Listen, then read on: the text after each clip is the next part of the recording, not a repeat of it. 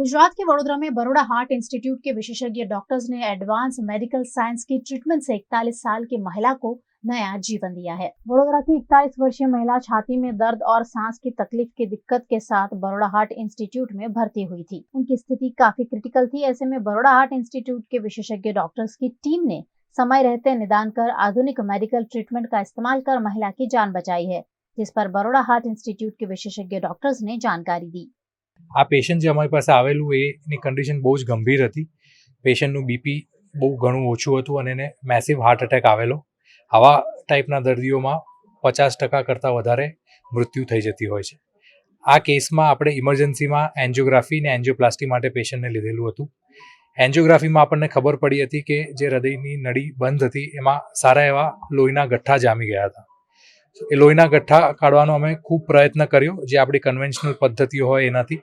થ્રોમ્બસ aspiration જે આપણે કહીએ છીએ એનાથી અમે પ્રયત્ન કર્યો, બલૂનિંગ કર્યું, પણ તે છતાંય આ નળી ખુલી ન હતી.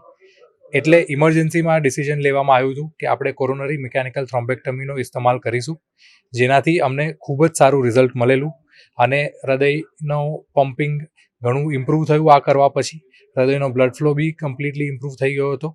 જે મેડિકલ લેંગ્વેજમાં કહીએ ટીમી 3 ફ્લો એ એસ્ટાબ્લિશ થઈ ગયો હતો. પેશન્ટ બી ખૂબ જ સારું રિસ્પોન્સ કરેલું. પેશન્ટ 3 થી 4 દિવસમાં ઘરે જતું રહ્યું હતું અને અઠવાડિયા પછી ફોલોઅપમાં આવ્યું ત્યારે પેશન્ટ ઓલમોસ્ટ નોર્મલાઇઝ થઈ ગયું હતું. પેશન્ટને કોઈ તકલીફ ન હતી. આપણે એક નવી પદ્ધતિથી બરોડા હાર્ટ ઇન્સ્ટિટ્યૂટમાં એક દર્દીનો ઉપાય કરવામાં આવ્યો છે.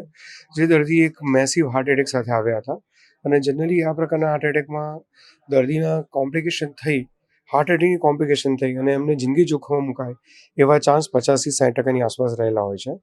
આપણે નળી ખોલવાનો પ્રયત્ન તરત જ ચાલુ કર્યો, પણ તેમ છતાં પણ જે કન્વેન્શનલ રીત છે, બલૂન કર્યા, સક્શન કેથેટર કર્યા, તેમ છતાં પણ લોહીનું જે ભ્રમણ હતું નળીઓમાં એ લોહીના વધારે બધા ગઠ્ઠા હોવાને કારણે આપણે ચાલુ કરી શક્યા ન હતા.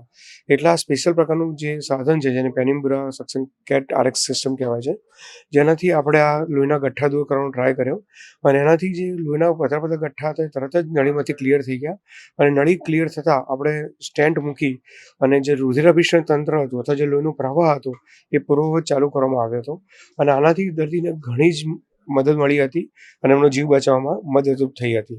દર્દી 1-2 દિવસ આઈસીયુમાં રાખ્યા પછી સામાન્ય રીતે જે પણ કોમ્પ્લિકેટેડ કોર્સ હોય છે એવો કોર્સ બિલકુલ ના થયો અને સરસ રીતે રિકવર થઈ ગયા અને સામાન્ય કોર્સમાં જ ઘરે એમને રજા આપવામાં આવી. હાર્ટ એટેક જ્યારે પણ આવે ત્યારે ટાઈમ ઇઝ વેરી ઇસેન્શિયલ. એટલે હાર્ટ એટેકની ટ્રીટમેન્ટમાં એઝ અર્લી એઝ પોસિબલ આપણે ટ્રીટમેન્ટ કરવાનું નક્કી કરીને ડૉક્ટરને ટ્રીટમેન્ટ કરવા કન્સેન્ટ આપીએ અને ટ્રીટમેન્ટ પૂરી કરીએ એ બહુ જરૂરી છે.